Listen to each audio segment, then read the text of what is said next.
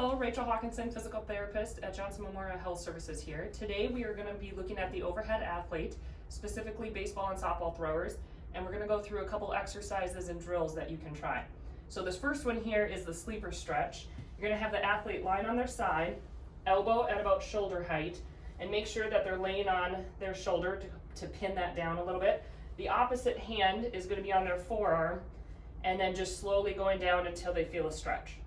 The stretch should be felt in the upper kind of back side of the shoulder. If you feel a pinchy pain on the front side, try to kind of roll onto that shoulder and pin it down a little bit more. And you kind of want a low to medium stretch and just hold that for about 30 seconds. And then go ahead and let it relax. And oftentimes what happens is this elbow starts to drift down, and then they try to go into the stretch because it's actually easier to do it that way. So in between each repetition, get that elbow back up to shoulder height, and then go back into it again. So with throwing, that shoulder can get a little tight and we're stretching out that back side. The next exercise we're going to look at is the break drill, and oftentimes what I see happen with throwers is that they use too much of their arm and then they end up getting shoulder or elbow pain. And what we're going to work on is opening up and using more of your core and legs. So first what we're going to do is the break drill. So your back is against the wall, and you're just going to open up and you want to reach back so that you touch the wall. So oftentimes people, their arm will be too far forward, or they'll even reach way behind their head, putting added stress onto their shoulder or elbow. So just breaking, getting used to doing that, and kind of feeling that distance that you need to go for a proper throw. Good. And oftentimes what we say, especially with baseball throwers, is that when you open up, you get these bunny ears. So if he was looking into a mirror, he'd see bunny ears right behind his head. So his index and middle finger. Good. Then you can add glove and ball, same thing. So a little more game-like situation. And just doing repetitions of breaking.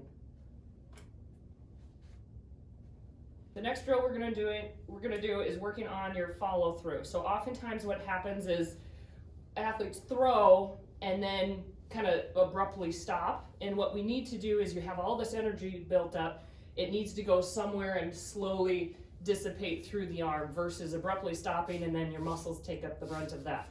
So what Eston's going to do here is he's going to open up and work on snapping the towel hitting the ground.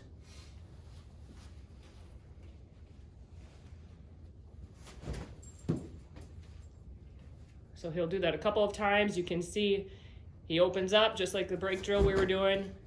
Back leg kicks up. That's what we want to see. What we even tell our outfield players and baseball pitchers is that back foot should actually get a little higher, or at least as high as your head. Doesn't necessarily have to happen for this. Like I said, it's a little bit more based off of your position, but just reaching down, following through with that arm. And then you can progress to kneeling, so a half kneel. And what you got to work on is really powering up off of that front leg, and you can see how nicely he kicks up that back leg. So again, throwing, we don't want it just to be from the arm. You want to open up, involve the core, involve the hips, legs, so you get more behind the ball and less stress on the arm. If you have any questions regarding your throw or would like to have it evaluated, please reach out, give us a call at Johnson Memorial Health Services, and we look forward to working with you. Thank you.